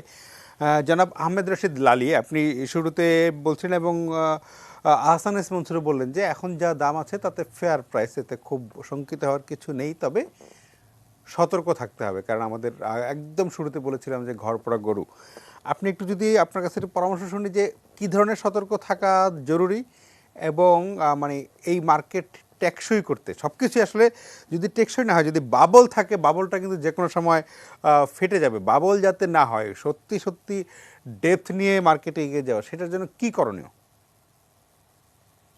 রাইট, ধন্যবাদ। আমি এটা একটু বলার আগে কয়েকটা জিনিস একটু বলি। মামুন ভাই যেদিকে একটা বললেন অ্যাওয়ারনেস, খুব জরুরি, এটা একেবারে জরুরি। অ্যাওয়ারনেস হচ্ছে, ডিএসসিও দিচ্ছে, এসএসসিও দিচ্ছে, আরো বেশি হওয়া উচিত এবং গ্রাম অঞ্চল পর্যন্ত গিয়ে অ্যাওয়ারনেস করা উচিত। I agree with him. Mansur ভাই যেটা বললেন সেটার আমি কয়েকটা জিনিস একটু বলি, হয়তো আপনিও জেনে থাকবেন। সেটা হলো ইন্স্যুরেন্সের কথা। যেটা ইন্স্যুরেন্স সেক্টরটাতে একটা আমূল চেঞ্জ আসছে, একটা ফান্ডামেন্টাল চেঞ্জ আসছে, সেটা অনেকে হয়তো জানেন না। সেটা হলো যে ইন্স্যুরেন্স কোম্পানিতে 3টা ব্যাংকে নমিনেট করেছে ইডরা, এবং সকল ইন্স্যুরেন্স কোম্পানি কিন্তু এই 3টা ব্যাংকের মাধ্যমে তাদের সকল কার্যক্রম পরিচালিত করবে, নাম্বার 1। নাম্বার 2, তারা করেছে কি, কমিশনটাকে 15%-এ ফিক্স করে দিয়েছে। বিগত দিনে এইটা 75% পর্যন্ত কিন্তু কমিশন দিয়ে দিত। সো এখানে কিন্তু একটা প্রফিটেবিলিটি বেড়েছে, 50-60% প্রফিটেবিলিটি বেড়েছে। নাম্বার 2 জিনিস যেটা আছে সেটা হলো যে ইন্স্যুরেন্স কোম্পানিগুলোর পেড আপ কিন্তু খুব কম। সো কাজেই এই পেড আপটাকে আরো, যেটা মনসুর ভাই বললেন খুব উইক কোম্পানি, হ্যাঁ, যেহেতু পেড আপটা খুব কম, সেহেতু খুব উইক কোম্পানি, এর পেড আপ গুলো কিন্তু বাড়াতে হবে। সঠিকভাবে মনসুর ভাই বলেছেন। সার্ভেলেন্সের বিষয় যেটা বলেছেন, সার্ভেলেন্স কিন্তু আগেকার অবস্থানে নাই। জেনে থাকবেন যে আজকেও 2জন ইনভেস্টরের বিও অ্যাকাউন্ট ফ্রিজ করা হয়েছে, এসইসি করেছে, এবং একটা কোম্পানির অ্যাকাউন্ট, কোম্পানি মানে লিস্টেড কোম্পানি না, একটা ব্রোকার কোম্পানির অ্যাকাউন্টটা, বিও অ্যাকাউন্ট ফ্রিজ করেছে। সো কাজ হচ্ছে, এবং এই নতুন এসএসসি কিন্তু অনেক কাজ করছে। চ্যালেঞ্জের বিষয় যেটা আলোচনা হলো, দেখেন যতই একেবারে আপনি সবকিছু শুদ্ধ করে ফেললেও কিন্তু দেয়ার উইল বি চ্যালেঞ্জ। এটা একটা কন্টিনিউয়াস প্রসেস, চ্যালেঞ্জটা থাকবেই। চ্যালেঞ্জটা আমাদেরকে সবসময় ওটাকে নিয়ে কাজ করতে হবে। আরেকটা জিনিস যেটা লিকুইডিটির কথা বললেন মনসুর ভাই, সঠিকভাবে বললেন, লিকুইডিটি আছে বাজারে। ব্যাংকে 1,83,000 কোটি টাকা লিকুইডিটি আছে, এক্সট্রা লিকুইডিটি। এবং সেখানে কিন্তু আরেকটা জিনিস জানবেন যে বন্ড, ইতিমধ্যে কিন্তু এই নতুন এসিসি এসে বন্ড মার্কেটটাকে ভাইব্রেন্ট করার জন্য, এখনো লিস্টেড হয় নাই বন্ড একটাও, কিন্তু ওনারা প্রায় 8-9টা বন্ড দিয়েছেন, উইচ ইজ ওয়ার্থ 2,500 থেকে 3,000 কোটি টাকা। সো লিকুইডিটি শুধু যে ইকুইটি মার্কেটে আসতেছে তা না, কিন্তু এটা কিন্তু ডেট মার্কেটেও যাচ্ছে। সো এই জিনিসগুলো কিন্তু হচ্ছে আস্তে আস্তে। এবং আরেকটা জিনিস আমি বলি মনসুর ভাই, মামুন ভাই আপনাদেরকে, যে দেখেন ক্লিয়ারিং এন্ড সেটেলমেন্ট কোম্পানি হচ্ছে, সো তারপরে সিডিবিএল আছে তার উপরে। সো এই জিনিসগুলো হয়ে গেলে, এসএমই বোর্ড হচ্ছে, সো এই জিনিসগুলো হয়ে গেলে কিন্তু আরো কিন্তু মার্কেটটা এক্সপ্যান্ড করবে। মার্কেটটা এক্সপ্যান্ড করলে কিন্তু রিস্ক ফ্যাক্টরস কমে যাবে। সো আমার কাছে মনে হচ্ছে যে ইয়েস, আমাদেরকে সতর্ক থাকতে হবে, আমাদেরকে সবসময় সতর্ক থাকতে হবে। তবে এই মুহূর্তে যে পি রেশিও আমাদের আছে বাজারের, এবং আমাদের যে ক্যাপিটালাইজেশন আছে সেটা আরো বড় হতে হবে। ক্যাপিটালাইজেশন, আমাদের mutual fund is almost 3.5% of capitalisation, which is too low. এই মিউচুয়াল ফান্ডটাকেও আরো বাড়তে হবে, আরো বেশি করে হতে হবে। Like India is 20% of their capitalisation. So এখানে একটা কাজ করতে হবে, কিছু কাজ করতে হবে। এখন আসি, আপনার যে প্রশ্নটা ছিল যে বাজারে কোনো ইয়ে আছে কিনা, না, বাজারে সে অর্থে কোনো ভয় নাই, কারণ পি রেশিওটা খুব কম। যেমন মনসুর ভাই বললেন যে প্রাইস লেভেলটা এখনো খুব ভালো একটা লেভেলে আছে, যেখানে আমাদের দুশ্চিন্তা করার কোনো কারণ নাই। সো এবং নতুন এসিসি কিন্তু এই বিষয়তে খুব সতর্ক। ওনারা প্রত্যেকটা জিনিস খুব ক্যালকুলেটিভ ওয়েতে, খুব সতর্কতার সাথে করছেন, এবং দিনে দিনে জিনিসগুলো আরো যে ভুল ভ্রান্তি ছিল সেটা রেকটিফাই হয়ে আসছে। সো আমার কাছে মনে হয় যে খুব একটা দুশ্চিন্তা করার কোনো কারণ নাই এই মুহূর্তে। জি, জনাব আহমেদ রশিদ আলী, আপনাকে সৈয়দ ইশতিয়াক রাজা একটি প্রশ্ন করতে চান। লালি ভাই, আমরা গত কয়েক বছরে, বিশেষ করে 2018-র পরে শেয়ার মার্কেটে মানে জেনতেনভাবে আইপিও লঞ্চিংয়ের একটা হিরিক দেখতে পেয়েছিলাম। সেটা থেকে কিছুটা হ্রাস টেনে ধরা সম্ভব হয়েছে। এই সমস্ত আইপিও নিয়ে কিন্তু নানা প্রশ্ন উঠছে, এগুলোকে আদৌ কোনো কোম্পানি, কোনো তাদের সেরকম ডেপথ আছে কিনা, সত্যি তার আগামী দিনগুলোতে কোনো ধরনের ডিভিডেন্ড কিংবা শেয়ার হোল্ডারদেরকে কোনো ধরনের কিছু দিতে পারবে কিনা। তো সেই ব্যাপারগুলো তো রয়ে গেছে নিশ্চয়ই এখন পর্যন্ত, নাকি হ্রাস টেনে ধরা সম্ভব হয়েছে? জি, রেজা ভাই আপনি সঠিকভাবে বলেছেন। বিষয়টা হচ্ছে যে সাপ্লাই সাইডটা বন্ধ করা যাবে না, সাপ্লাই সাইডটা থাকতে হবে, আইপিও আসতে হবে।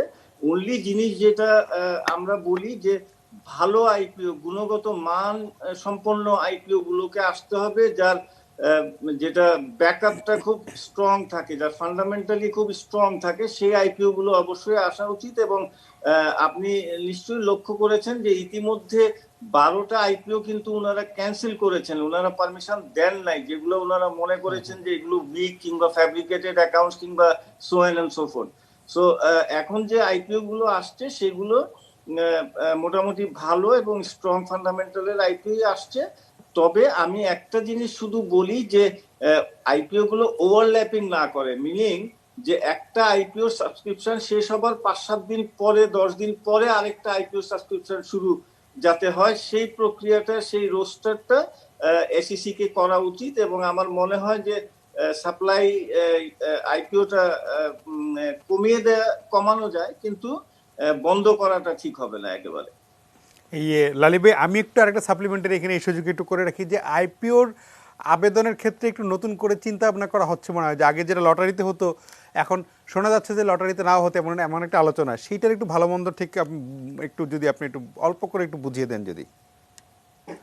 না, এটা এটা হয়েছে কি, এটা বাজারটাকে এক্সপ্যান্ড করার জন্য এবং বিনিয়োগকারী, লাইক ফর এক্সাম্পল আমি বলি, আমার হাউসে 1200 জন অ্যাপ্লাই করলো, কথার কথা বলি, 1200 জন অ্যাপ্লাই করার পরে দেখা গেছে 13 জন পেয়েছে। সো কাজেই এই 13 জন যারা পেলো, বাকিগুলা পেলো না 1200 জনের মধ্যে, ইনভেস্টরদের মধ্যে, এরা কিন্তু করে কি, যখন বাজারটা ট্রেডিং শুরু হয় তখন কিন্তু ওদের একটা মাইন্ডসেট থাকে যে এই শেয়ারটা আমাকে অ্যাকোয়ার করতেই হবে, যে কোনো দামে ওরা কিন্তু কেনে। সো ওই জিনিসটাকে রোধ করার জন্য সবাইকে শেয়ার দেওয়ার একটা প্রোগ্রাম যেটা ওনারা চিন্তা ভাবনা করছেন, যাতে যারা অ্যাপ্লাই করে সবাই যাতে শেয়ার পায় কম বেশি, সেই ব্যবস্থাটা ওনারা একটা আইন করতে যাচ্ছেন খুব শিগগিরই, মোটামুটি চিন্তা ভাবনা হয়েছে। জি, জি, জনাব লালি ভাই, আপনাকে অনেক ধন্যবাদ। আমরা একটা বিরতি দিচ্ছি, বিরতির পর আলোচনায় ফিরবো। প্রিয় দর্শক, আশা করি সঙ্গেই থাকবেন।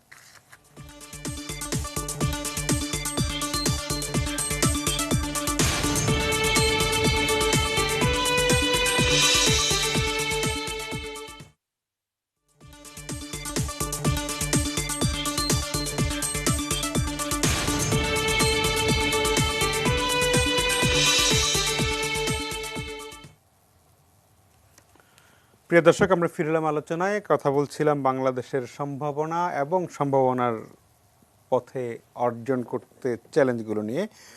জনাব ইশতিয়াক রাজা, আমরা অনুষ্ঠানের মোটামুটি শেষ দিকে চলে এসেছি। আমরা যদি একটু ধরে ধরে, আপনি শুরুতে একটু চ্যালেঞ্জের কথা বলেছেন বটে, কিন্তু ধরেন অনেক দুর্নীতি নিয়ে অনেক কথা হয়, বড় বড় প্রকল্প হয়, বড় বড় দুর্নীতির কথা হয়, তারপরে ব্যাংকের ঋণ খেলাপি সংকটে, এটা তো মানে বছরের পর বছর শুনে আসছি, কখনোই যারা দেয় না টাকা তারা কখনোই টাকা দেয় না। কিন্তু আমাদের যেই সম্ভাবনাগুলো সামনে আসছে, যেমন আমি যেটা বলছিলাম যে 2035 সালে আমরা 25তম অর্থনীতি হব, কিন্তু বাকি সমস্যাগুলো মিটাতে পারলে তো গিয়ে হব, মানে সমস্যাগুলো নিয়ে তো আর যদি এই লাগেজ, আপনি যেটা শুরু করতে বললেন যে অনেক খরচের বোঝা, এত বোঝা টেনে নিয়ে তো আপনি অত দূর যেতে পারবেন না হয়তো।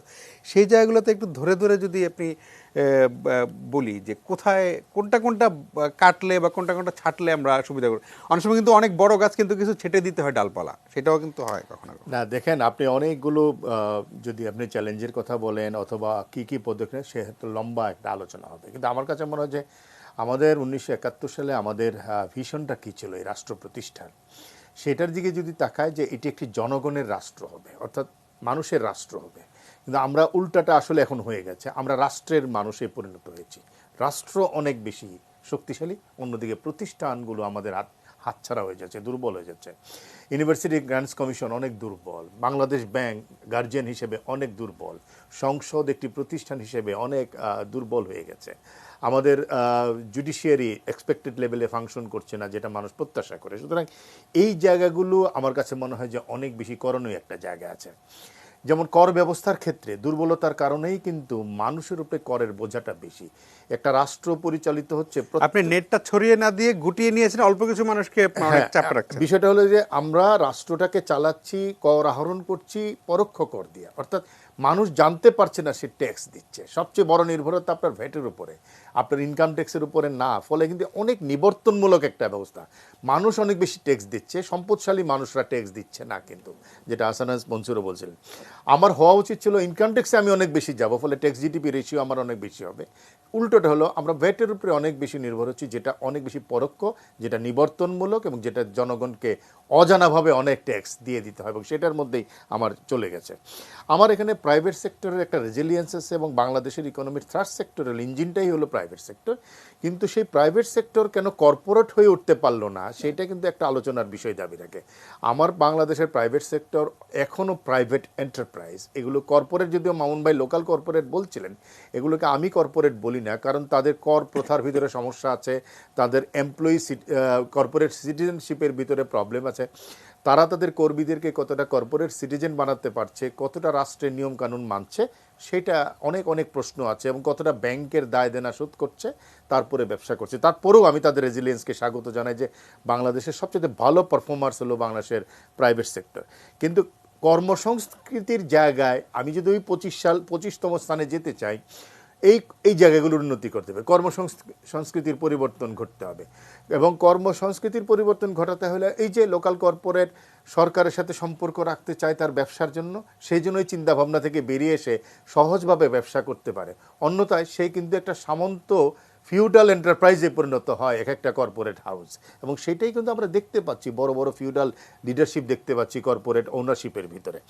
এই জায়গাগুলো ব্যাংকিং ডিভিশনে আমরা দেখেন একটা রিফর্মের আওতায় বাংলাদেশ ব্যাংকের স্বায়ত্তশাসনটাকে বাড়াতে ব্যাংকিং ডিভিশনটা অর্থ মন্ত্রণালয়ের অধীনে এটা কিন্তু চলে গিয়েছিল, এটাকে আবার ফেরত আনা হলো, অর্থাৎ আমলাতান্ত্রিক কঠোরতা এবং নিয়ন্ত্রণ এমন হাতটা বাড়ানো হলো যাতে রাজনৈতিক হাতটা সম্প্রসারিত হয়। সুতরাং এই রিফর্মগুলো কিন্তু প্রয়োজন। আপনি ইনস্টিটিউশনাল রিফর্মসের যদি না যাই, প্রাতিষ্ঠানিক সংস্কারের দিকে যদি না গাই, এবং রাষ্ট্রটাকে রাষ্ট্রের মানুষের পরিবর্তে মানুষের রাষ্ট্র, এই চিন্তা করতে গেলে কিন্তু ব্যুরোক্রেসির সাইজ ছোট করতে হবে, আপনাকে প্রতিষ্ঠানের সক্ষমতা বাড়াতে হবে, মানুষের উদ্দীপনাকে অনেক বেশি মূল্য দিতে হবে। এখানে মানুষ কাজ করে, কিন্তু দিন শেষে মানুষ কিন্তু উদ্দীপনাহীন, কারণ তাকে কোনো ধরনের মূল্যায়ন কোথাও করা হয় না। এই জায়গায় আরেকটা জিনিস একটু আপনার কাছে জানাব, আহসান এস মনসুর যেটা বলছিলেন যে শুধু অর্থের সূচক দিয়ে একটা জাতি খুব বেশি এগোতে পারে না, তার মানে সামগ্রিক মূল্যবোধ, তারপর সামাজিক অবস্থান, মত প্রকাশের স্বাধীনতা, অনেক কিছু মিলে। সেখানে আমি একটু বলি যে বাংলাদেশের অর্থনীতির এই যে গতি, সেই গতির একটা বড় কারণ হলো নারীর ক্ষমতায়ন। কিন্তু ইদানিং আমরা মানে মৌলবাদীদের অনেক বেশি আস্ফালন শুনতে পাচ্ছি, এবং তারা কিন্তু নারীদেরকে এই এতটা স্বাধীনভাবে কাজ করতে দিতে চাইবে না, বা যেই আহসান এস মনসুর যেই মূল্যবোধের কথা বলছিলেন, সেই মূল্যবোধের কথা কিন্তু এই মৌলবাদীরা শুনবে না। ফলে আমাদের অগ্রগতির পথে একটা বড় বাধা হতে পারে কিন্তু এই জায়গাটা। আমি ঠিক এই জায়গাটায় আসছিলাম। দেখেন, রাজনৈতিক দল প্রতিষ্ঠান চালায়, কিন্তু আমাদের এখানে যেই রাজনৈতিক দলগুলো ক্ষমতায় ছিল এবং এখন ক্ষমতা আছে, তারা কিন্তু সংসদ একটা প্রতিষ্ঠান, আপনার নির্বাচন কমিশন একটা প্রতিষ্ঠান, জুডিশিয়ারি প্রতিষ্ঠান, ব্যুরোক্রেসি প্রতিষ্ঠান, কিন্তু আমাদের রাজনৈতিক শাসন ক্ষমতায় থাকা, কিন্তু শাসন ক্ষমতা আসবে বা অতীতে ছিল, তারা প্রাতিষ্ঠানিক না। ফলে কি যে একটা মিসম্যাচ চলছে এখানে, তার জায়গাটা নিয়েছে, যেহেতু সঠিক রাজনীতি নাই, শুধুমাত্র বিত্ত বৈভবের রাজনীতিটা আছে। ফলে দেখা যাচ্ছে এই ডিসেম্বর মাসে এসে আমরা নতুন করে দেখলাম, কিন্তু আসলে এটা ছিলই, মৌলবাদীদের আস্ফান্ড দেখলাম। বাংলাদেশের অর্থনীতির সবচেয়ে বড় আমি বলবো যে কয়টা উপাদান বড় প্রভাব রেখেছে বাংলাদেশের অর্থনীতিকে এগিয়ে নিতে, সেটা হলো অর্থনীতিতে নারীর অংশগ্রহণ, এবং সেই জায়গাটায় কিন্তু আজকে তারা প্রশ্ন করতে শুরু করেছে। আমার জিডিপির মোহ আছে, আমার ইকোনমিক জিডিপি নিয়ে আমার সাংঘাতিক রকম একটা মোহর মধ্যে আছি, আমরা পার ক্যাপিটা নিয়ে মোহর মধ্যে আছি, কিন্তু আমি কালচারাল জিডিপির কথা একটুও চিন্তা করছি না করার কারণেই কিন্তু এই যে গ্যাপগুলো তৈরি হচ্ছে, সেখানে কাদের ইনফেস্টেশন হচ্ছে, সেটা কিন্তু একটা বড় ভাবনার বিষয়। সুতরাং রাজনীতিটা ঠিক করতে হবে, যেই রাজনীতি আসলে এক শাসন প্রণালীতে সুস্থতা আনে, যেই রাজনীতি অর্থনৈতিক সুশাসনকে নিশ্চিত করে। আমার এমন একটা রাজনীতি আনা দরকার, যে রাজনীতি মানুষকে ভয়ের ঊর্ধ্বে ওঠে, তার কথা বলতে সাহায্য করে, এবং সে সৃজনশীলতাকে সাথে করে নিয়ে উদ্যমের সাথে অর্থনীতিতে অংশ নিতে পারে, নিজের সেই সক্ষমতাটা তৈরি করে। এমনি আমি কিন্তু মানুষ অর্থনীতিতে অংশ নিচ্ছে, কিন্তু তার ভিতরে একদমই উদ্যমহীন একটা জায়গা তৈরি হয়েছে। সরকার অনেক কিছু করছে, সরকার বড় বড় বিনিয়োগ করছে, অবকাঠামো করছে, রাষ্ট্রীয় বিনিয়োগ অনেক বেড়ে গেছে, কিন্তু এইখানেও তো আমার সাথে নিশ্চয়ই আহসান মনসুর এক হবেন, আমার প্রাইভেট বিনিয়োগ যদি কমে যায়, রাষ্ট্রীয় বিনিয়োগ যদি বেড়ে যায়, ফলে গত 10-12 বছর ধরে কিন্তু জিডিপির 21% আটকে আছে আমার প্রাইভেট বিনিয়োগ, সেটা কিন্তু আরও বেশি নিয়ে যাওয়া দরকার আছে। তো এই জায়গাগুলো আমার কাছে মনে হয় যে ওই যে 25 স্থানে যাব টাকার অঙ্কে, কিন্তু আমি এই শুধু বাকি টাকার অঙ্কে গেলে হবে না, মান মানে কোয়ালিটিটা সহ যেতে হবে। মননকে নিয়ে এগিয়ে যেতে পারবো কিনা সেই প্রশ্নটা থেকে রয়ে যাচ্ছে। গেল। জি, আপনাকে অনেক ধন্যবাদ, আপনাদের সবাইকে অনেক ধন্যবাদ। প্রিয় দর্শক, এই বিজয়ের মাসে 2020 সাল শেষ হচ্ছে, আমরা সামনের দিকেই তাকাতে চাই। তার মানে সেইখানে সামনের দিকে তাকাতে চাই বলেই সমস্যাগুলো একটু দেখে নিলাম, যাতে এই সমস্যাগুলো সমাধান করে, চ্যালেঞ্জগুলো মোকাবেলা করে আমরা সত্যি সত্যি সামনের দিকে এগিয়ে যেতে পারি, যেটা 2035 সালের মধ্যে 25তম অর্থনীতির দেশ হওয়া, সেটা হতে হলে যা যা করতে হবে সেগুলো নিশ্চয়ই করবেন। তবে জনাব ইশতিয়াক রেজা যেটা বললেন এবং আহসান ইসমন্সুরও বললেন যে শুধু অর্থনীতির সূচক বা জিডিপি দিয়ে না মেপে জিডিপির সাথে একটু সামগ্রিকভাবে মূল্যবোধ, সবাইকে নিয়ে চলা, মত প্রকাশের স্বাধীনতা, গণতন্ত্র, প্রতিষ্ঠানকে শক্তিশালী করা, সবগুলো বিষয় নিয়ে সুশাসন, দুর্নীতি কমানো, সব মিলেই এগুতে হবে আমাদের। তাহলে আমাদের উন্নয়নটাও টেকসই হবে। ভালো থাকবেন সবাই, সাবধানে থাকবেন।